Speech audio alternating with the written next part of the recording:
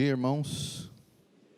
É um prazer, uma alegria, uma honra estar aqui com vocês mais uma vez e poder compartilhar da gloriosa palavra de Deus. É ela que nos sustenta nesses dias, nos guia, nos consola, nos encoraja. Graças a Deus por termos as promessas de Deus, a sua santa palavra em nossos dias. Sem demora, abra comigo o santo livro em Mateus capítulo 16, Mateus 16,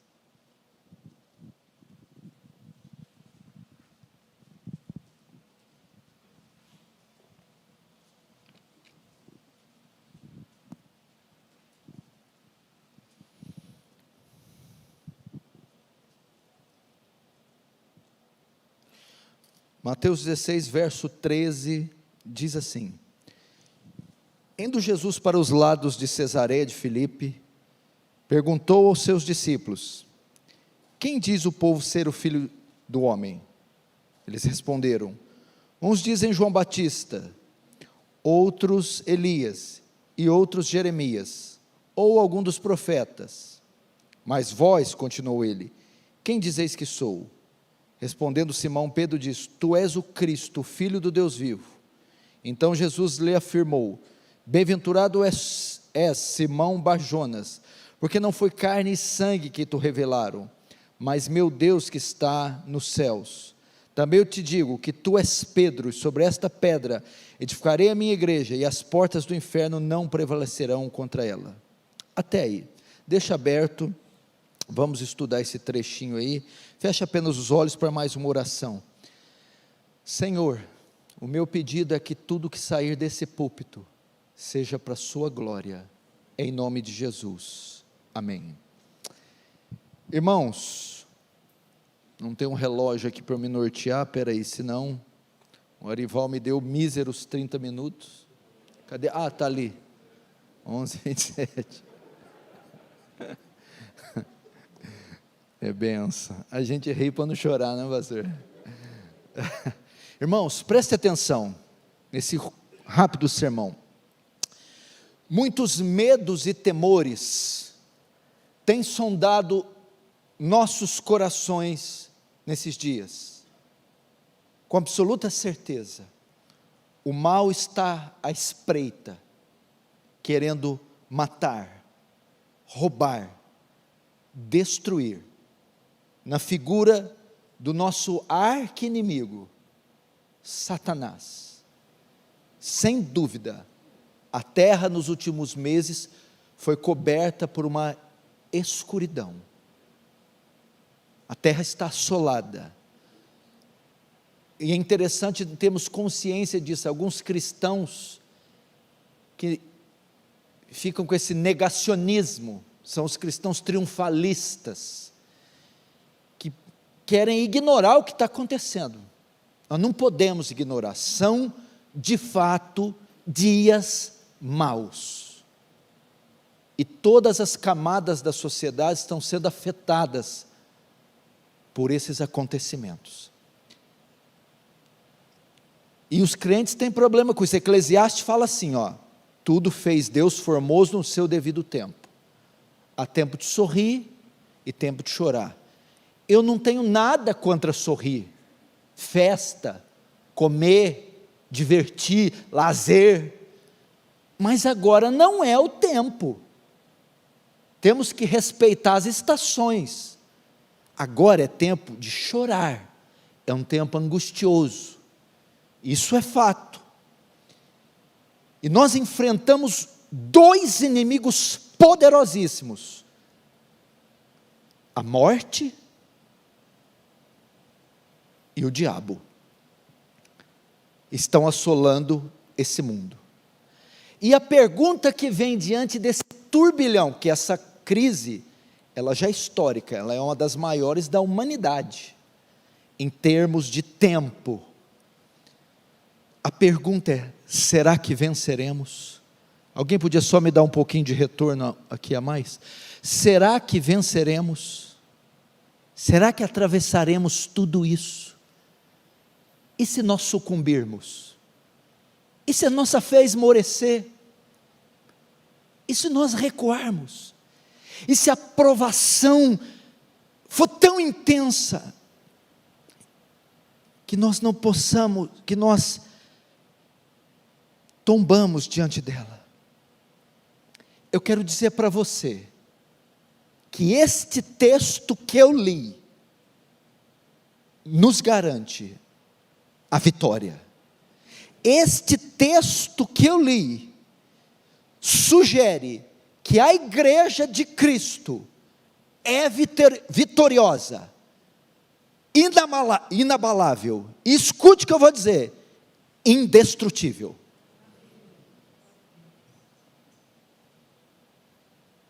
Eu quero dizer isso, você que está sentado aí, eu não quero elevar o conceito do homem, porque há uma elevação demais no homem, um reducionismo do ser de Deus, mas vamos colocar o homem no seu lugar. O homem redimido ocupa uma posição sim elevada, estamos sentados nos lugares celestiais com Cristo. A igreja não é qualquer coisa não, a igreja não é um povinho de segunda categoria não, a igreja é o povo de Deus na terra, e Deus tem os seus olhos voltados para ela.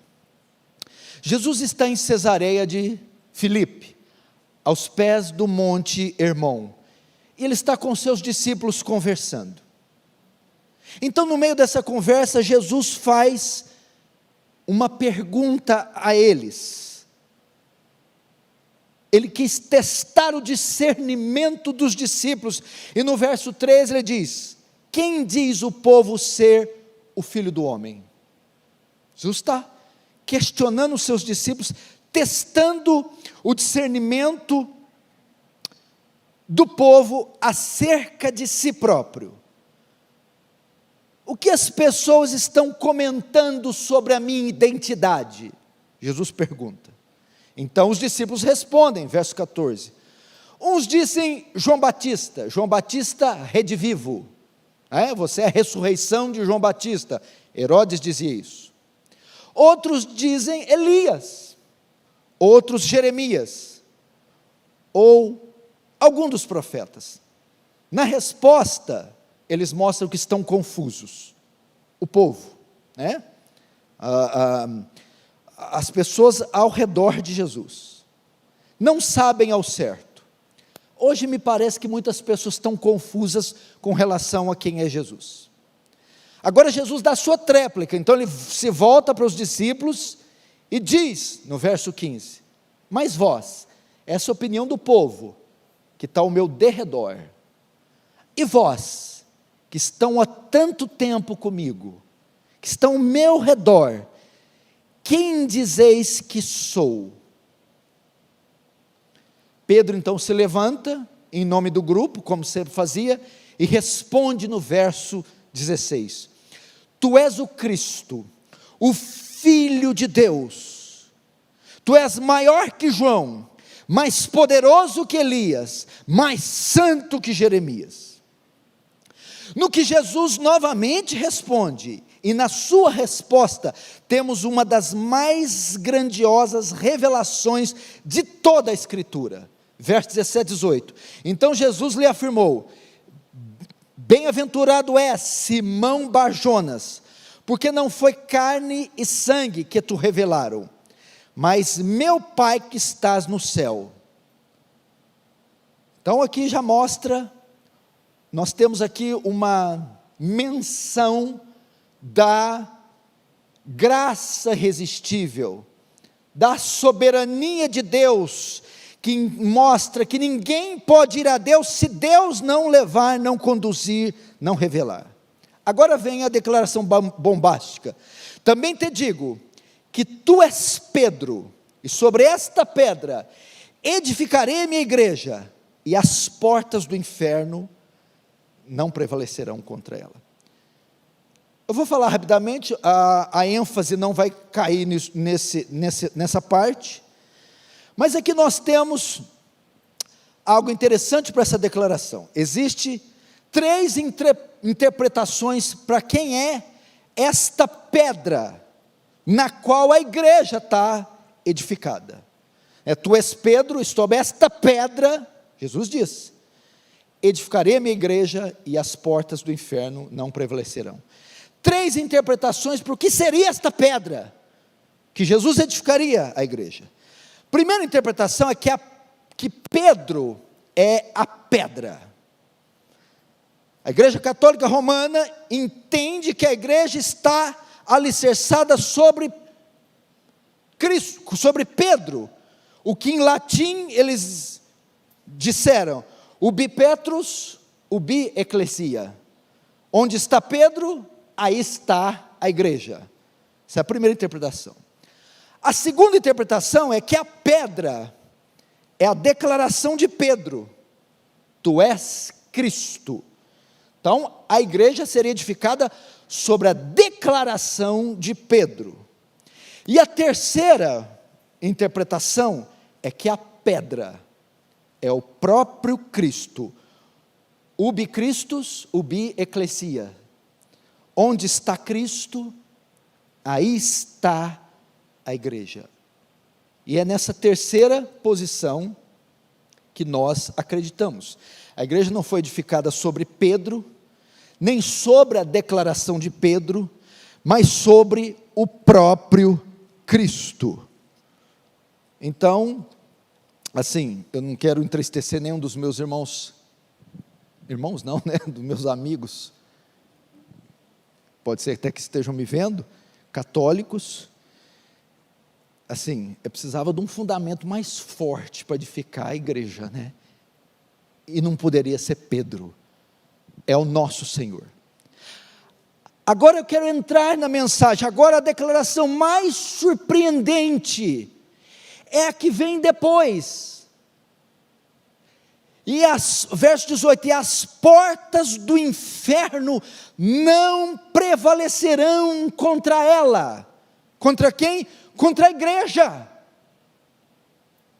As portas do inferno, a palavra inferno aqui no grego é Hades, e ela é usada para se referir a 2 coisas. Primeiro, Hades é usado para se referir a inferno, Satanás, seu reino e as hostes do mal. Segundo, a palavra Hades era usada para se referir à morte, mundo dos mortos, sepultura. E a palavra aqui, portas do Hades, quer dizer poder, autoridade. Jesus está dizendo aqui, primeiro, que o diabo e todas as forças do mal não prevalecerão contra a igreja. Ou seja, os poderes do inferno, os poderes malignos, os principados e potestades, dominadores, toda a horda do inferno, cada anjo caído junto, concentrado contra a igreja, não vai prevalecer. Todas as forças do mal não podem derrotar a igreja. Há 2000 anos que ele tenta contra a igreja, investe contra a igreja, seduz a igreja, bombardeia a igreja segue viva, de pé, vitoriosa. Não podem derrotar, não pode acabar com ela. Segundo, a morte, nem o diabo, nem tampouco a morte. O nosso destino final não é uma tumba fria, não é morreu e acabou, game over. A morte não tem a última palavra. Nós estamos vivendo um tempo, como eu disse, as trevas e o poder do mal. É impressionante como a pandemia revelou a maldade do coração humano. É impressionante como ela botou para fora todo o fel de iniquidade do gênero humano. E você tem visto homens, instituições, governantes fazendo coisas inimagináveis. E muitos deles seduzidos pelo seu pai, Satanás. Da mesma forma, no mesmo momento em que a morte vem como rolo compressor e ceifa milhares, dezenas, centenas e milhões de pessoas nos últimos meses.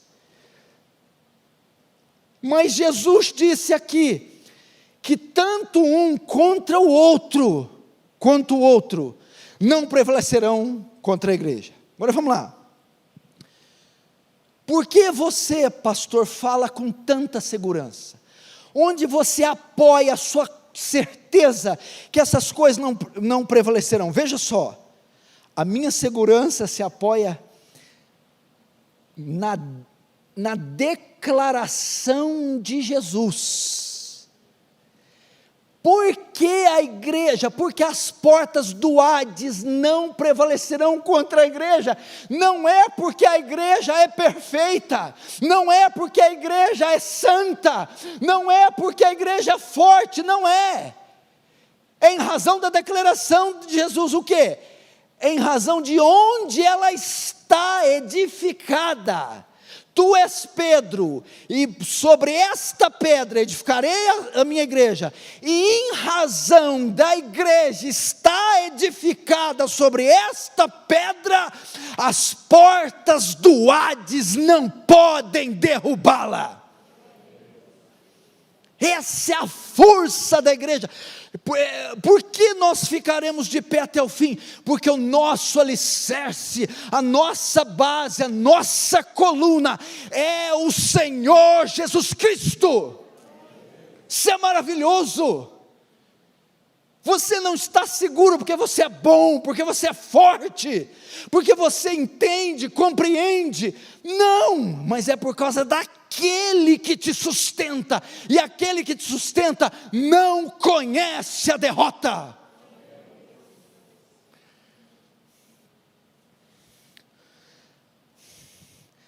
A igreja, meu irmão, nada pode abalá-la, detê-la.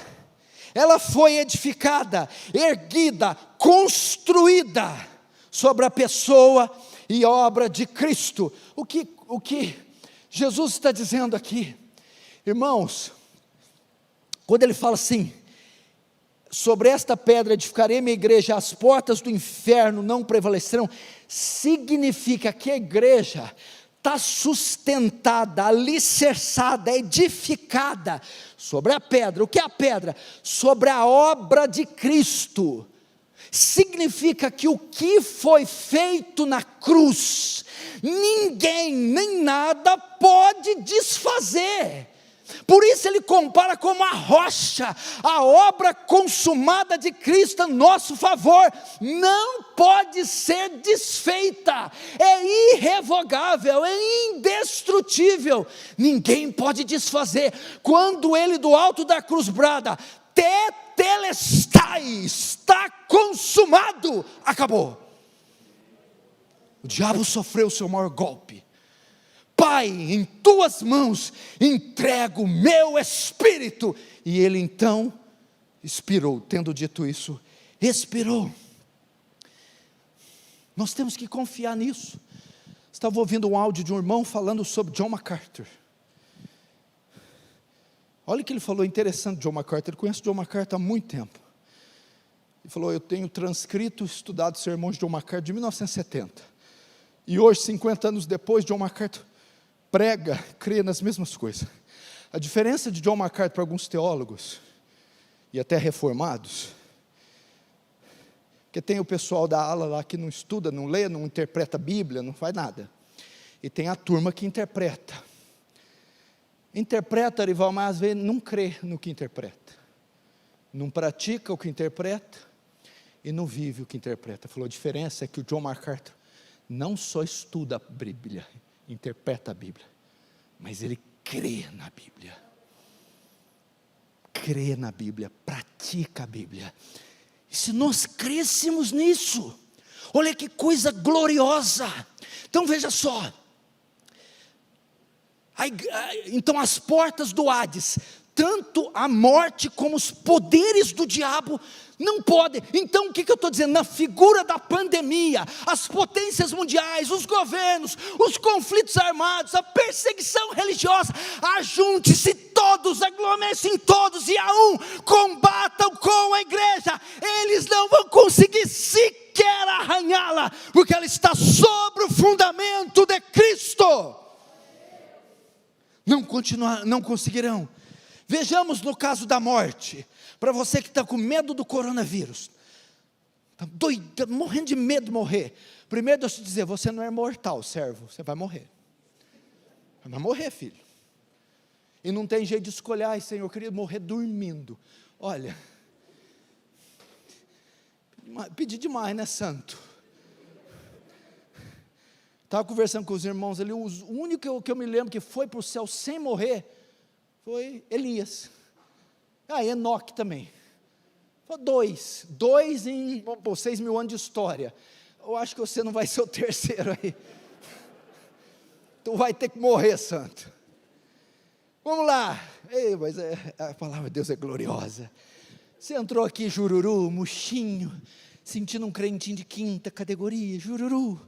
Irmão, se erga, se levante. Primeiro no caso da morte, veja só, João 11, 25, 26, disse Jesus: eu sou a ressurreição e a vida, quem crê em mim, ainda que morra, viverá, e todo aquele que vive e crê em mim, não morrerá eternamente. A morte não pode, meu irmão, a morte foi morta na sua morada. Preguei um sermão esses dias, Arival, veja só, olha isso aqui. O quanto a morte tem visitado os lares, Arival. O quanto ela tem visitado as nações. Ela vai, e ceifa idosos, ceifa governantes, ceifa incautos, ceifa estadistas. E ela está indo e visitando povos e matando. Mas 2000 anos atrás, ela estava na casa dela. E ela recebeu uma visita. Quem é? Jesus. Vai até ela, na sua morada, ele faz uma visita, e Jesus mata a morte na sua casa, com a sua ressurreição. Ela que visitou tanta gente, foi visitada pelo Senhor, e você pode dizer, tragada foi a morte na sua vitória. João 6,40, de fato, a vontade de meu Pai é que todo homem que vira o Filho e nele crer, tenha a vida eterna, e eu o ressuscitarei no último dia. Que coisa linda! Eu vou tentar citar esse versículo inteiro para você. Olha que hino, sobre a morte. Eis que vos digo um mistério, na verdade nem todos morreremos, mas seremos transformados, num abrir e fechar de olhos, ante a última trombeta. A trombeta soará, e os mortos ressuscitarão primeiro, e nós seremos transformados, porque é necessário que isso que é corruptível, se revista da incorruptibilidade, e isso que é mortal, se revista da imortalidade, e quando isso que é corruptível, se revestir da incorruptibilidade, e isso que é mortal, se revestir da imortalidade, cumpre-se a palavra que diz, tragada foi a morte na sua vitória. Onde está a morte, a sua vitória? Onde está, ó pecado, o teu aguilhão? Ora, o aguilhão da morte é o pecado, e a força do pecado é a lei. Agora comigo, mas graças a Deus que nos dá a vitória por meio de Cristo Jesus. Você pode dizer no leito de morte, na UTI, com corona ou sem corona, morte, onde está a morte, a sua vitória? A morte foi morta, a morte da morte, na morte de Cristo. A morte foi morta. Morreu um pulinho para a vida. Quer viver, morra. Olha que coisa boa. Quer viver, morra.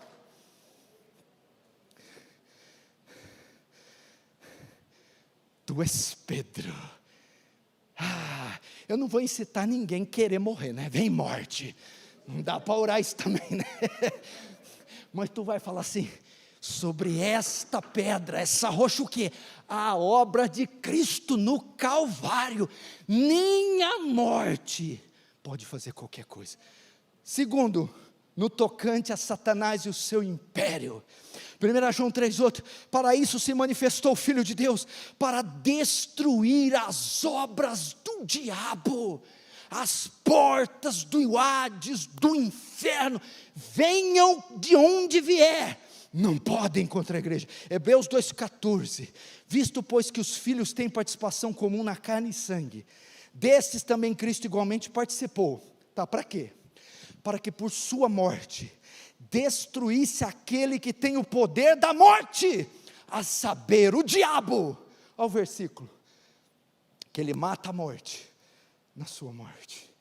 Colossenses 2,14 e 15 então, olha isso aqui, nós esquecemos, tendo cancelado o escrito de dívida que era contra nós, podia já parar aqui, já é motivo para avivamento, cancelou o escrito de dívida, cancelou. Você olha para o pai, entre o pai e você, não tem nada, não tem uma dívida. Crente que ora com culpa, culpa do quê? Do quê?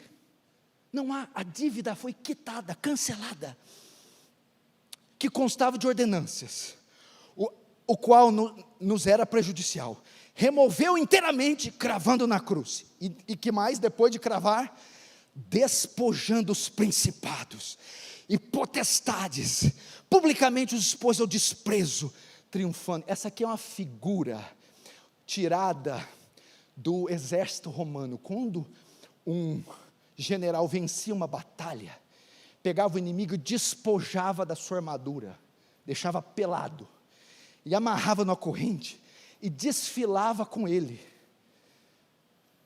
em praça pública.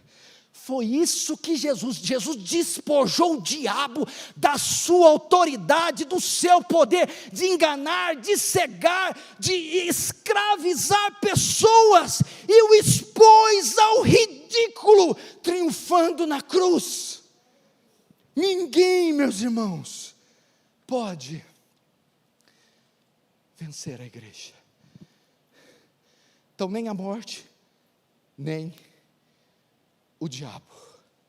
Para você que está com medo, o tempo está passando, aquele relógio está com problema, ele não para.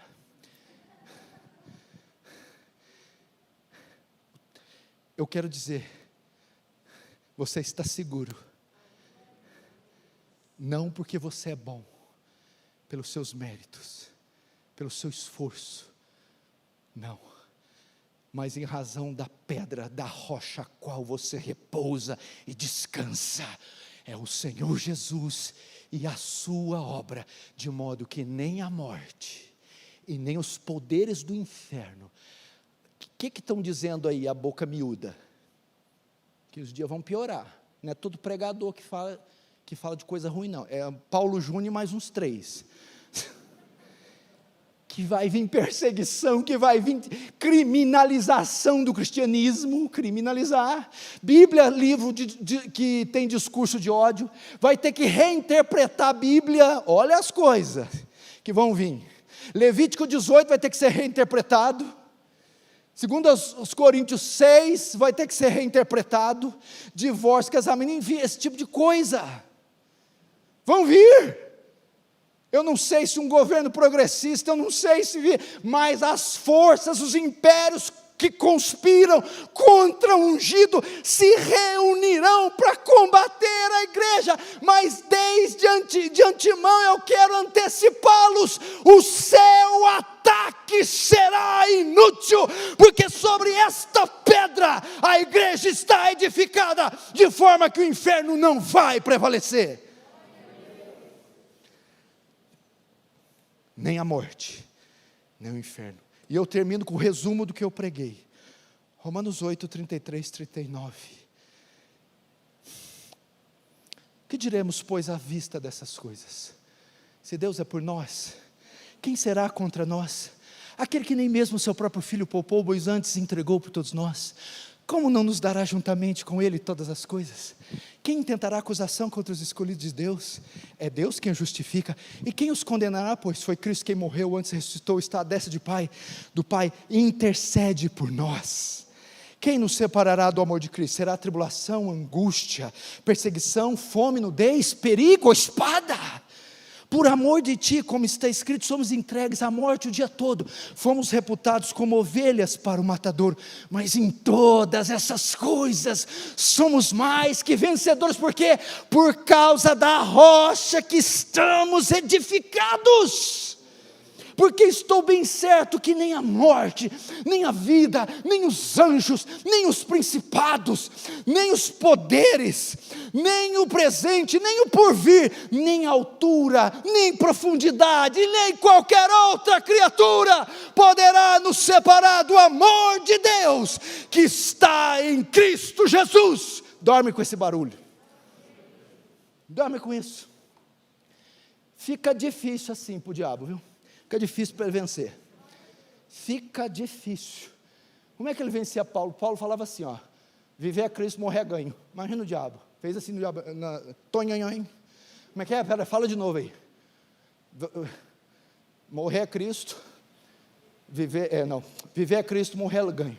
Ô diabo, eu sou meio burro, faz a exegese. Vou te explicar, diabo. Viver é Cristo na terra, morrer é Cristo no céu. De todo jeito você está ferrado, diabo. Se me deixar vivo, eu estou com Cristo na terra. Se me matar, eu encontro com Ele no céu. Amém? Só quem crê nisso fica de pé, vamos orar. Feche os seus olhos, curva a sua cabeça. Sabe o que você vai dizer? Só agradecer. Agradecer, louvar, exultar, chorar. Dizer, uau, que obra estupenda. Meu Deus, estamos aqui maravilhados, embasbacados, estupefatos, por obra tão grandiosa, e saber que ela é irremovível, que ela é indissolúvel, indestrutível, perpétua, eterna. Obrigado, Senhor, por sermos como Petros, pequenas pedras, fragmentos de pedra, estarmos edificados sobre esta pedra, que é Cristo Jesus. Oh Senhor, não temos que temer a morte, nem o inferno, nem o mal. Que o Senhor console meus irmãos com essas palavras, em nome de Jesus. Amém. Amém. Amém. Glória a Deus.